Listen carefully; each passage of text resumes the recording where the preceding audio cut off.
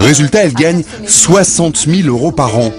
Le vendeur qui a le plus gros réseau touche, lui, 2 millions d'euros. Cela pourrait ressembler à ce qui s'appelle la vente pyramidale, un système interdit en France. Rien à voir selon le directeur. Elle est strictement interdite, la vente pyramidale. Qu'est-ce que c'est que la vente pyramidale? C'est quoi? C'est très simple. On ne gagne pas d'argent avec de la vente. On gagne de l'argent en faisant rentrer des gens dans l'activité et en leur demandant des tickets d'entrée très élevés. C'est ça la vente pyramidale. Ça n'a rien à voir avec notre industrie. Nous, on est centré sur le produit, on est centré sur la vente, on est centré sur la satisfaction des clients. Et si vous décidez d'arrêter demain, il n'y a pas de problème. Vous arrêtez quand vous voulez et on vous reprend votre marchandise. On vous rembourse. Ça, c'est pas du pyramidal. Le système a en tout cas bien profité à la marque. Elle a étendu son réseau sur toute la planète. C'est ici aux États-Unis que la société est basée. Elle est aujourd'hui le premier producteur mondial d'aloe vera. Nous sommes dans le sud du Texas, près de la frontière mexicaine. Chris Hardy supervise toute la production d'aloe vera de la société. Sa seule crainte, c'est qu'il gèle. Et dans le désert, c'est plutôt rare. Toute l'année, la récolte tourne à plein régime. Ici, la culture de l'aloe vera est une industrie. Elles sont belles les plantes là. Une plante robuste qui réclame peu d'eau et peu d'entretien. Bref, le jackpot pour tout exploitant agricole. Là c'est la récolte. On coupe les fleurs de chaque plante parce que les fleurs pompent beaucoup d'énergie. En faisant ça, on obtient des feuilles plus charnues.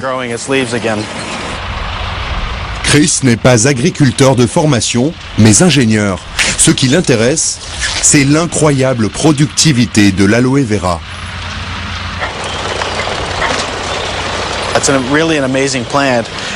C'est vraiment une plante incroyable. Si les conditions sont parfaites, vous pouvez planter un aloe de 50 cm de haut et au bout de 8 mois, il va donner 3 à 4 récoltes par an.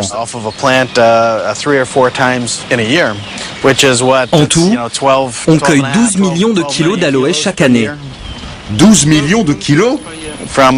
Oui, rien que sur ce champ. Des plantations comme celle-ci, la société en a partout, au Mexique et en République dominicaine, en tout plus de 7000 hectares. La production est à l'échelle gigantesque. Dans les usines de la société, l'aloe vera est épluché, broyé, pressé 7 jours sur 7. En 4 heures, la plante est transformée en un jus qui vaut de l'or, près de 30 € le litre. À 800 km de là, Dallas, la plaque tournante de l'aloe vera. C'est de cet entrepôt que la marque exporte ses produits vers le marché mondial. Là, c'est la zone de réception. C'est l'endroit où l'on travaille le plus dans tout le bâtiment. Dans ces caisses, il y a du jus d'aloe vera pur. 1300 litres dans chaque conteneur. Ça vient directement de nos fermes partout dans le monde, de la République dominicaine au sud du Texas. Des containers comme celui-ci, il en arrive 250 tous les matins. Plus de 300 000 litres d'aloe vera transitent ici chaque jour.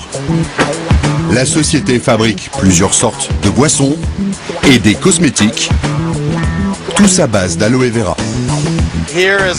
Ça, c'est du savon liquide.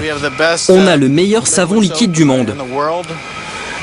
En 30 ans, la marque a conquis la planète. Chiffre d'affaires global, 2 milliards de dollars. Et voilà le meilleur dentifrice du monde, à l'aloe vera. Du dentifrice?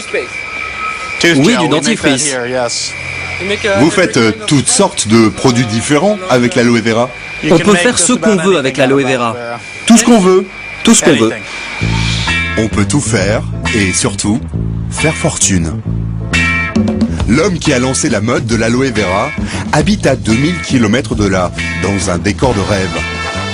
Il a bâti un véritable empire, dont le siège mondial se trouve ici, à Scottsdale, en plein cœur de l'Arizona.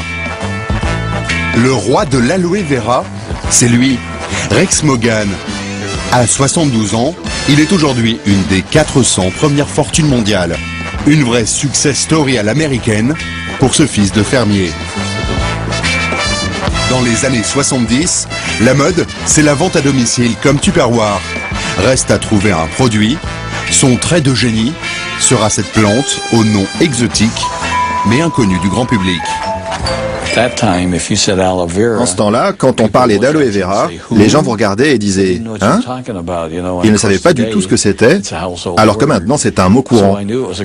J'ai compris que c'était un bon produit, mais je ne savais rien dessus. Tous les gens à qui j'en donnais un échantillon me disaient qu'ils se sentaient mieux, qu'ils n'avaient plus mal aux jambes, ou qu'ils se sentaient en meilleure forme.